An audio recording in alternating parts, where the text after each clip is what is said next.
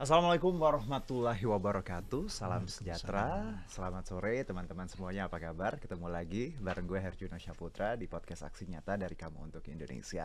Seperti biasa kita sore-sore akan ngobrol dengan narasumber berbeda tiap harinya, dengan tema juga yang berbeda yang akan kita coba kasih insight ya untuk teman-teman. Karena kan kalau belajar nggak hanya bisa dari buku atau dari kelas ya atau dari sekolah, belajar juga bisa dari nonton ya, bisa bisa belajar dari pengalaman, experiences dari banyak orang. Nah, itu yang coba kita hadirkan melalui podcast Aksi Nyata dari Kamu Untuk Indonesia ini agar teman-teman hasananya ya, Hasana horizon sih.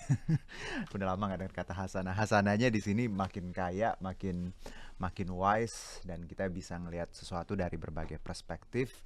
Apalagi yang namanya dunia digital ya, anak muda ini kan harus banyak tahu biar nantinya bisa jadi agen perubahan yang pikirannya bisa, terbuka dan tetap punya karakter dan jati diri Indonesia. Nah, bicara mengenai podcast hari ini seperti biasa, um, gue ya nggak bosan-bosan untuk ingetin teman-teman bisa nonton di berbagai platform yang kita punya ya. Ada platform digitalnya, ada Instagram, Twitter, TikTok, Facebooknya Partai Perindo @Partai Perindo, RCTI Plus, Okezone, Sindo News, anyus.id, YouTube-nya Partai Perindo, dan juga website dari Partai Perindo. Tinggal dipilih mau nonton yang di mana ya.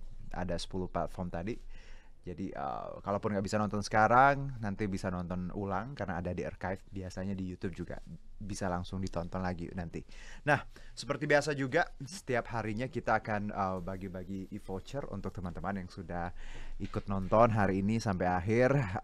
Caranya gampang banget, tinggal bikin 1-2 kalimat quotes yang kira-kira relate ya, berhubungan dengan tema kita hari ini, dan quotes terbaik nanti kita pilih untuk beberapa pemenang. Masing-masing ada e-voucher sebesar Rp100.000. Tapi jangan lupa follow dulu syaratnya Instagram Partai Perindo @Partai Perindo. Next, nah kalau bicara mengenai tema hari ini,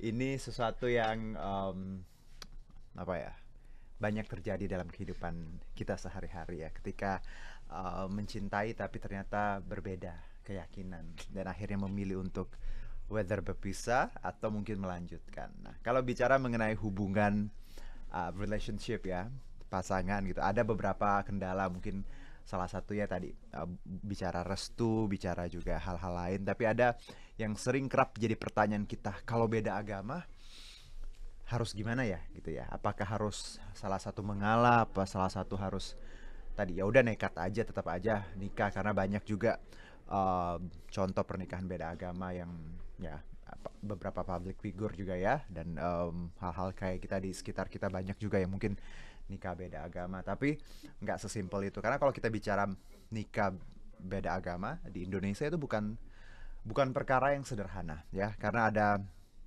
ada gesekan sosial ya, ada budaya juga, dan pastinya birokrasi akan sedikit berbelit di tanah air. Jadi ini yang harus kita pahami bersama, pernikahan beda agama, bagaimana menurut hukum Islam, dan tentunya bagaimana nanti perspektif hukum di Indonesia juga. Karena kita tahu sebenarnya nggak bisa ya, tapi ada beberapa hal mungkin yang harus kita pahami agar kita lebih mengerti lagi ya. Kalaupun sekarang lagi terjebak dalam um, Tuhan kita sama kita yang berbeda ya.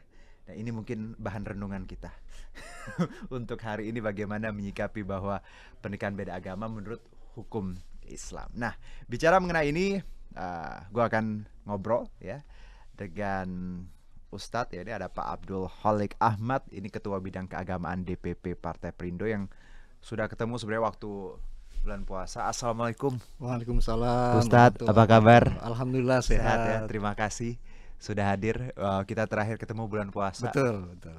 Luar biasa sekali momen itu, perjuangan. Perjuangan. Karena puasa, podcast, Eh, pandemi juga. Tapi ya, alhamdulillah semuanya lancar. Sampai hari ini alhamdulillah. masih diberi kesehatan ya dan kesempatan oleh Allah Subhanahu wa taala. Hmm. Ustadz, apa kabar? Sehat? Sehat alhamdulillah. Kesibukan apa Masih seperti sekarang? biasa Aha. di partai dan juga di Mhm. masyarakat ya. Mhm. Di partai sedang sekarang ini sedang lakukan rekrutmen caleg ya. Ya, betul. Ya, karena kita ingin Mhm. mendapatkan caleg-caleg terbaik Mhm. yang nanti kalau terpilih di pemilu Mhm. itu bisa membawakan aspirasi rakyat dengan juga Baik. baik dan bertanggung jawab. Oke. Ustadz, selain di parpol tadi, apa kalau di luar kegiatannya seperti apa Ustadz? Kebetulan saya memimpin satu organisasi yang itu adalah komunitas haji dan umrah ya. Ah, oke. Ya, makanya kalau Mas Yuno lihat pemberitaan kita Ya, yang haji itu umroh yang kemarin. ya terkait dengan haji umroh saya selalu muncul. Oke. Iya. Baik. Gitu. Karena kita tahu kalau bicara kemarin, alhamdulillah haji lancar ya Ustadz ya. Sampai Alhamdulillah. kemarin update-nya juga dan semuanya berjalan lancar. Iya.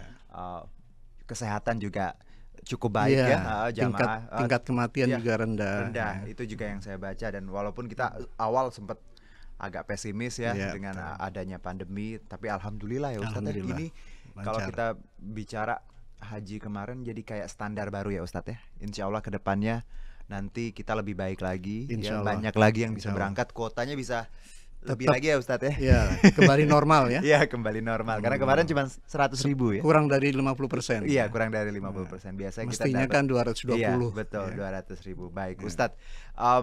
Sebelum kita mulai Ustadz. Oke. Ustadz, kalau kita bicara pernikahan agama ini, tapi sebelum itu Ustadz, mungkin banyak dari Ya. teman-teman yang sekarang ini random aja. Mm-mm. Ustadz punya nasihat apa untuk teman-teman ya, sahabat milenial dan zilenials yang sekarang mungkin lagi sedih, lagi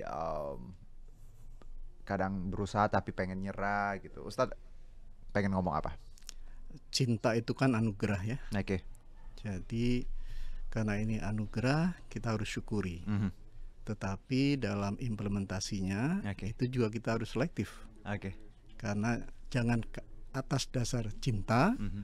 kemudian kehidupan kita ke depan menjadi lebih tidak Oke. bercahaya ya. Oke. Gitu. Jadi cinta itu anugerah, tapi harus selektif. Betul. Oke. Karena cinta yang paling utama harusnya Allah ya. Ya, cinta kepada Allah itu yang utama. Mhm. Oke. Kalau cinta sama manusia, Ya, itu juga kewajiban kita Ah. sebagai sesama makhluk Allah kan oke. gitu. Baik. Nah, Ustadz, kalau beda agama nih Ustadz ya. Iya. Ini kan ada pro dan kontra ya, bahwa nggak simple di sini, Betul. sangat tidak sederhana. Betul. Ada aspek sosial ya, Iya. ya bermasyarakat. Orang juga masih memandangnya betul. agak beda gitu ya, budaya juga. Iya. Kalau dalam Islam, Ustadz, pernikahan beda agama ini seperti apa sih pandangannya? Mhm. Dalam Islam itu pernikahan beda agama bisa dilihat dari dua sudut pandang ya. Oke. Pertama, boleh. Oh, wow. Ya. Boleh. Yang kedua, tidak boleh, Oke, good. alias terlarang. Iya. Boleh itu dalam pengertian jika yang laki-laki adalah muslim, Ah, yang perempuannya ahlul kitab. Ahlul kitab itu agama yang memang secara historis sesungguhnya dia mengesahkan Tuhan juga, yaitu Nasrani dan Yahudi. baik. Tetapi di luar dua agama ini juga terlarang. Ah, oke, wow. Baik, itu boleh. Iya. Kalau boleh. Tadi ada ketentuannya. Betul. Oke. Kemudian tidak boleh itu jika perempuan muslim kemudian laki-lakinya di luar muslim, Baik. gitu. Aha. Itu tidak boleh, Mhm. gitu. Baik. Kalau untuk aturan sendiri Ustadz, tertera dalam apa ketika yang boleh dan tidak boleh ini? Iya, misalnya kalau yang dibolehkan itu memang Al-Quran juga menyebut itu ya. Baik.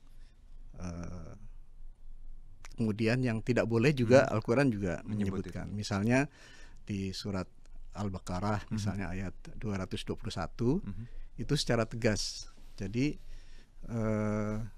wanita-wanita muslim itu tidak boleh nikah dengan orang-orang musyrik, Oke. orang-orang yang memang berbeda keyakinan dengan Islam, Baik. gitu. Jadi secara tegas disebutkan di Al-Baqarah ayat 221 itu. Oke. Nah, kalau Ustadz juga dan ya Islam memandang bahwa, tapi prakteknya ada pernikahan yang memang tadi beda agama yang Iya. ya banyak terjadi Iya, di betul. sosial kita, Betul. gitu ya. yang boleh tadi aturannya seperti itu sebenarnya. Iya. Ada yang tidak boleh Iya. tapi tetap dipaksakan. Betul. Bagaimana Islam melihat bahwa tadi ya praktek seperti ini sudah ada dan ya banyak juga produknya gitu, anak-anaknya bahkan Iya, ya iya. besar, dan ada misalnya si yang anak cowok ikut mama ikut papa agamanya. Itu gimana Ustaz? Ini kan kompleks ya. Betul, Dari betul. awal Sangat memang kompleks. sudah tidak boleh, tapi ya prakteknya sudah banyak seperti Iya. itu. Makanya para pendahulu kita sangat bijak ya. Dalam konteks kehidupan kebangsaan, Baik. kenegaraan, kita sudah punya undang-undang yang mengatur khusus tentang perkawinan. Jadi Undang-Undang Nomor 1 tahun 74. Yes. Di dalam pasal 2 disebutkan misalnya bahwa perkawinan itu sah apabila dijalankan menurut hukum agamanya dan kepercayaannya masing-masing. Baik. Jadi artinya basisnya adalah hukum agama masing-masing. Gitu. Jadi kalau berbeda agama tentu tidak bisa masuk dalam kategori pasal 2 Undang-Undang Perkawinan ini. Oke. Begitu. Baik. Ustadz, ada pandangan yang misalnya nih Ustadz, menikah ya, punya anak, it's something really personal. Oke. Ya, sangat personal, Oke. sangat pribadi. Harusnya orang-orang punya hak untuk, ya tiap orang Betul. punya hak untuk menentukan mau menikah dengan siapa, Betul. mau berumah tangga. Kenapa negara harus tadi harus hadir di sini? Itu kan hak personal. Betul. Ya. Kalau dari pandangan Ustadz. Ya, negara itu punya kewajiban Oke. untuk mengakui, kemudian menjaga dan memelihara hak dan kebebasan warganya. Baik. Jadi hak asasi manusia itu sangat dijadikan titik tolak dari pengaturan hukum perkawinan kita ya. Oke. Misalnya dalam hal perkawinan beda agama. Ini hal yang sebenarnya bisa dilakukan Oke. ya. Tetapi tadi catatannya. Kalau laki-lakinya muslim, Yes. perempuannya Ahli kitab. ahli tadi. kitab. Itu boleh. Boleh ya. Tapi tidak sebaliknya. Tidak sebaliknya. Karena kenapa begitu? Karena hukum agama masing-masing melarang soal itu. Agama Islam lain pun juga melarang. Islam ya. terutama Oh, ya. terutama Islam ya. terutama Oke. Islam. Oke. Itu satu. Jadi hak asasi manusia itu justru menjadi bahan pertimbangan yang utama. Gitu. Nah, ketika kita ingin melaksanakan secara konsisten hak dan kebebasan atas dasar hak asasi manusia, kita juga diingatkan bahwa Oke. hak dan kebebasan orang lain juga membatasi hak dan kebebasan kita. Ya, ini Gitu. logik yang harus didengar. Betul. Karena kalau Betul. pertanyaan tadi yang saya sampaikan nggak salah, Betul. tapi kalau ada penjelasan dan ada ya tadi bahwa kita memang punya kebebasan, Betul. punya hak, Betul. tapi orang lain juga punya hak. Ya. Betul sekali. Itu kenapa kita juga kalau mau dihormati juga harus Ya. menghormati. Ya. Kalau kita nggak hidup tanpa aturan ya sama aja kayak zaman dulu ya, Betul, zaman purba. betul. Dan negara mundur. punya kewajiban Oh, itu oke. melalui ketentuan perundang-undangan. Oke, Gitu. so jadi apapun sebenarnya pertanyaannya mau tadi mau menikah atau apa, ya semua orang punya hak ya. Tapi Iya. ketika hidup di bangsa dan negara, di sosial, ada hal-hal lain yang kita juga harus hormati. Jadi kita Betul. nggak bisa semaunya, Ustadz ya. Betul. Itu yang harus kita pahami bersama. Nah, sebelum kita melaju, Ustadz, Oke. ke pertanyaan selanjutnya. Ini ada beberapa tweet yang sangat deep ya. Oke. Saya mau putar dulu ya. Yang mungkin Ustadz punya pendapatnya terkait pendapat dari teman-teman kita di sosial media, Twitter ya beberapa yang sudah kita kumpulkan. Ada? Masih kita tunggu Ustadz ya. Oke, Tadi beberapa ada, bukan yang ini. Yang sebelumnya ya. Oke Ustadz, selagi kita menunggu Ustadz ya, bahwa banyak orang sulit menerima ketika tadi menikah terus harus beda agama. Betul. Gitu ya. Solusinya ya ada yang berpisah, ada yang mungkin mengalah gitu Ustadz ya. Ya. kalau Ustadz sendiri melihat secara pribadi, apa yang harus kita pahami ketika orang sudah memulai hubungan, sudah tahu nih dari awal bahwa Betul. beda agama, Betul. tetap lanjut dulu atau tetap berpisah? Yang perlu untuk dipahami oleh kedua insan yang sedang jatuh cinta itu kan yang harus dilihat adalah kita ingin memulainya dengan happy dan nanti mengakhirinya juga dengan happy ending ya. Nah, kita lihat dalam praktek kehidupan sosial kita memang tidak sedikit ya yang nikah beda agama. Tetapi dalam proses perjalanan kehidupannya banyak juga yang kemudian pisah di akhir ya. Okay. Ada ketidakcocokan Baik. dan lain-lain. Tapi bukan berarti tidak ada yang langgeng ya. Betul. Ya. Okay. Tetapi yang perlu digarisbawahi adalah kita kan nikah itu sesungguhnya ingin membangun satu ikatan bersama untuk hidup bersama, bahagia bersama dari awal sampai akhir kan begitu, dalam ikatan yang sah. Nah, kalau kemudian muncul di tengah perjalanan ada kendala yang kaitannya dengan perbedaan pandangan atas dasar pemahaman keagamaan yang berbeda, ini kan merepotkan. Baik. Contoh dalam perspektif pendidikan misalnya ya, pendidikan yang pertama itu kan menjadi tanggung jawab orang tua terhadap anak. Nah, bagaimana mendidik anak dari dua orang tua Baik. yang berbeda keyakinan dan berbeda agama? Okay. Bukannya semua agama, misalnya Ustadz, ada argumen sama aja, semuanya mengajarkan kebaikan gitu. Oh iya, kalau soal kebaikan pada umumnya oke, tapi kan setiap agama ada yang berlaku secara partikular ya. Jadi ada yang secara spesifik berlaku di agama tertentu, tapi tidak berlaku di agama lain kan begitu ya.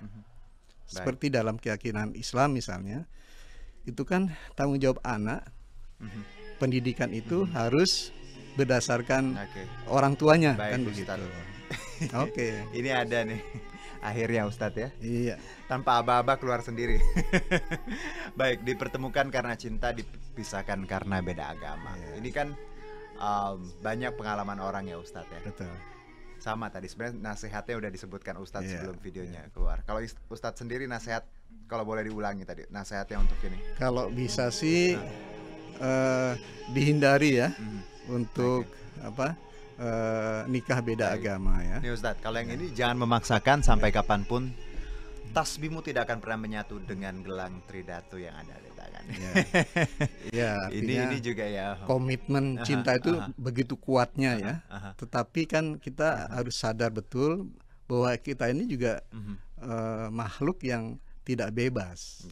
Makhluk yang diatur dalam konteks keagamaan, kita diatur oleh hukum agama, dalam konteks kenegaraan kita diatur oleh hukum negara gitu. Nah, baik hukum agama maupun hukum negara, semuanya basisnya adalah hak asasi manusia. Gitu. Baik, jadi memang harus tadi ya Ustadz ya, bahwa ya kalau udah sadar dari awal berbeda dan salah ya, takutnya makin banyak hal yang terjadi ya. Karena kita tahu di sini kalau yang saya baca juga kaitan dengan hak-hak sipil anak itu ya Ustadz ya, ada hak waris, terus pencatatan di akta juga ya, di catatan sipil segala macam. Nah ini yang harus dipahami Ustadz ya sebenarnya, bahwa menikah bukan sekedar egonya masing-masing, tapi memang melibatkan banyak akibatnya nanti kalau tidak sesuai dengan aturan agama dan aturan negara. Nah Ustadz, kalau kita lihat juga Ustadz bahwa hukum negara dan hukum agama ini kan beda ya, tapi tetap aturannya sama gitu ya. Tapi ada perundang-undangannya yang di dalam Islam dan dalam Indonesia. Kalau Ustadz lihat sendiri, hukum pernikahan di tanah air menurut negara dan menurut Islam sudah sejalan belum Ustadz? Atau memang ada hal-hal yang akhirnya membuat multitafsir, jadi orang bisa beda-beda mengartikannya? Sepanjang yang saya pahami, keduanya tidak bertentangan ya, justru saling melengkapi. Melengkapi. Jadi pernikahan dilakukan atas dasar hukum agama masing-masing dan kepercayaan masing-masing. Kemudian legalisasinya oleh negara. Oleh karena itu maka dalam pernikahan yang resmi selalu ada buku nikah kan gitu. Buku nikah itu satu pengakuan, satu bukti bahwa yang bersangkutan sudah menikah secara resmi. Gitu. Tidak saja secara agama, tapi juga secara negara. Gitu. Baik. Nah, kalau banyak Ustadz, ada juga yang sudah menikah di luar negeri ya. Karena berbeda agama, balik ke negara. Karena kalau menikah di luar negeri dapat akta nih, dari negara bersangkutan ya, dari peraturan di negara tersebut dibawa ke Indonesia, lalu dicatatkan di catatan sipil. Bisa, Ustadz? Bisa. Ya? Bisa. Tapi kalau KUA nggak mungkin kan, karena tadi harus Islam. Nah, ini ada aturan, bukan aturan, ada jalan seperti ini, Ustadz, yang menjadi banyak pilihan orang. Betul. Bagaimana pandangan Ustadz? Saya kira kembali ke aturan dasarnya ya, aturan dasarnya. Jadi kalau dalam perspektif Islam selalu pijakannya adalah kalau laki-laki Muslim, kemudian perempuannya adalah ahli kitab, boleh kan gitu ya. Yang tidak boleh sebaliknya. Itu aturan dasarnya. Baik. Kemudian yang kedua, dalam hal pendidikan anak itu kan tergantung pada kedua orang tuanya. Baik. Mau dijadikan dia agama apa saja, itu tergantung orang tuanya. Nah, yang jadi soal kalau nakodanya dua, satu agamanya A, yang satu agamanya B. Lalu anak mau pilih jenis dan bentuk pendidikan seperti apa? Gitu. Ini ada tingkat kesulitan ya. Meskipun ada beberapa pasangan yang bisa melewati ini dengan baik ya. Tetapi yang kita harus lihat adalah ada juga fakta di lapangan tidak sampai selesai kan begitu. Jadi di ujung mereka berpisah. Padahal harapan kita menikah itu adalah ingin happy selamanya kan gitu. Dari awal sampai akhir. Hidup dong. Betul. Harusnya. Betul. Oke, Ustadz. Nah, kalau kita lihat juga status hukum dan kedudukan ahli waris ya, Ustadz, yang saya sempat singgung di awal bahwa ini sebenarnya juga pernikahan beda agama. Apakah benar akhirnya nanti akan merugikan si anak juga terkait status hukum dan tadi ahli waris segala macam? Kalau dari pandangan Ustadz? Ya, kalau dari sisi saya melihatnya kan dalam hal waris ada dua hal yang berlaku ya di negara kita. Orang boleh menyebut atau menggunakan hukum agamanya sebagai basis untuk waris. Tapi bisa juga menggunakan hukum negara yang sudah disiapkan. Gitu. Jadi saya kira dalam konteks warisan ya tidak ada masalah ya, sepanjang itu sesuai dengan aturan agamanya dan sesuai dengan hukum negara. Yang perlu dicatat adalah bahwa hukum Islam terkait dengan perkawinan, waris dan lain-lain itu kan termasuk hukum positif. Baik. Gitu. Oke. Jadi itu yang dipahami ya, Ustadz. Ada beberapa hal yang memang kalau dipaksakan agak sulit ya. Betul. Jadi ini yang harus kita pahami bahwa ya memang tadi ada yang berhasil ketika menikah beda agama, tapi ada birokrasi juga tadi yang mungkin akan tidak sederhana seperti itu. Jadi itu yang harus dipahami. Ustadz, sebelum kita tutup, ini ada satu artikel yang menarik sekali. Beberapa waktu yang lalu ada pernikahan beda agama di Surabaya yang disahkan oleh pengadilan seperti itu. Kira-kira yang ini Ustadz ya, gugatan pernikahan pasangan suami istri beda agama dikabulkan Pengadilan Negeri Surabaya. Nah, ini dari pandangan Ustadz terkait artikel ini seperti apa? Ya, kebetulan saya ikut membaca artikel ini, dan artikel ini atau tepatnya putusan Pengadilan Negeri Surabaya itu diputuskan di tengah-tengah sidang gugatan judicial review di MK ya, terkait dengan Undang-Undang Nomor 1 Tahun 74 tentang perkawinan. Nah, di situ pemerintah dalam hal ini diwakili oleh Menteri Hukum dan Menteri Agama menyatakan ketidaksetujuannya dengan melegalkan nikah beda agama. Gitu. Karena memang tadi alasannya adalah bahwa alasan formalnya adalah bahwa pernikahan itu adalah hak dan sekaligus juga kebebasan. Tetapi dalam melaksanakan hak dan kebebasan itu juga harus dilindungi Hak dengan orang lain. Ya, dengan undang-undang dan mempertimbangkan hak dan kebebasan orang lain. Orang lain. Gitu. Oke. Tapi ini kalau saya lihat juga karena kan dia meminta tadi kan dinas kependudukan dan catatan sipil. Tapi memang harusnya bisa kan ya. Karena memang kan yang agama diatur tadi kalau untuk ya KUA memang nggak bisa kan. Tapi kalau catatan sipil harusnya bisa ya Ustadz ya. Mestinya bisa. Mestinya bisa. Seperti itu. Oke. Nah Ustadz, satu pertanyaan yang agak trivia nih Ustadz ya, tapi perlu saya tanyain. Kalau dalam Islam, kalau ada yang menikah tapi misalnya perempuannya sudah hamil duluan, bagaimana pernikahan itu?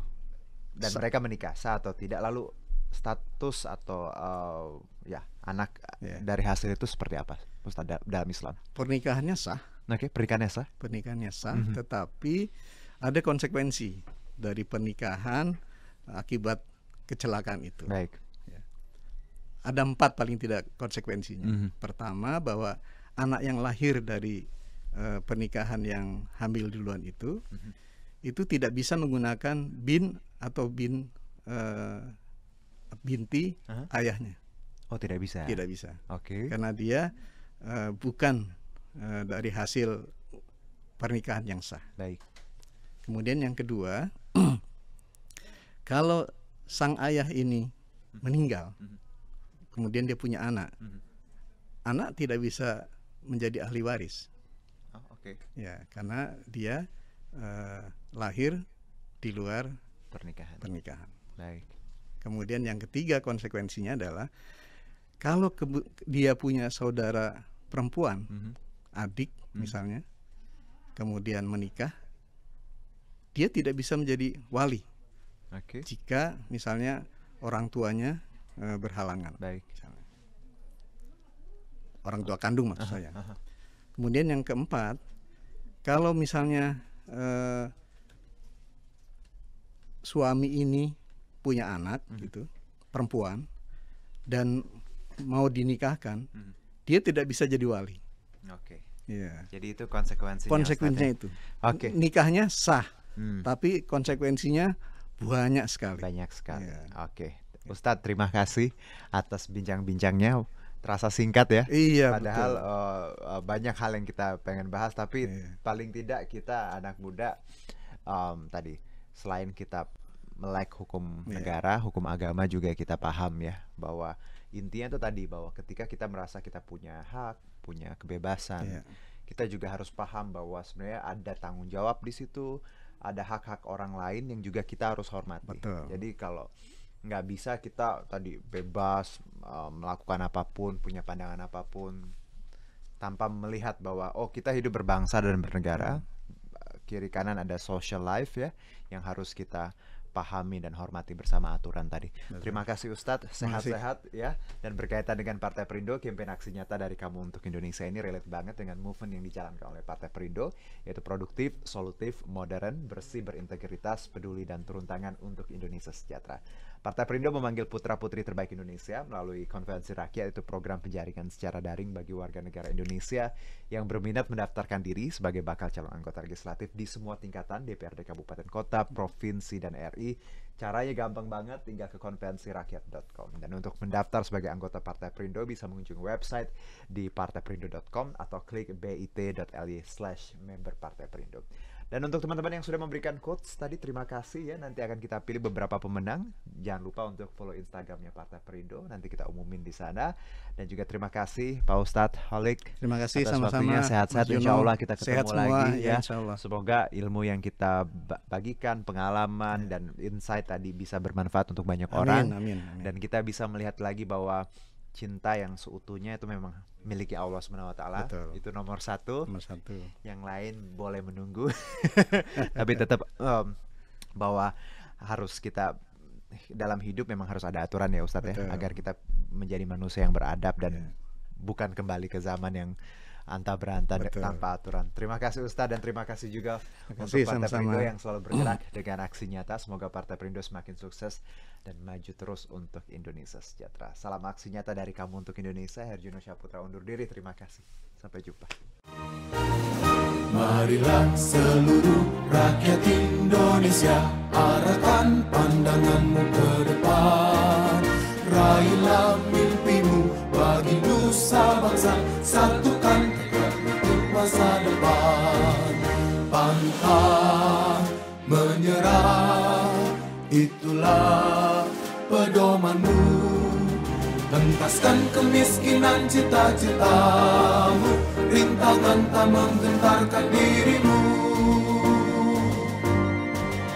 Indonesia maju, sejahtera tujuanmu, nyalakan api semangat perjuangan.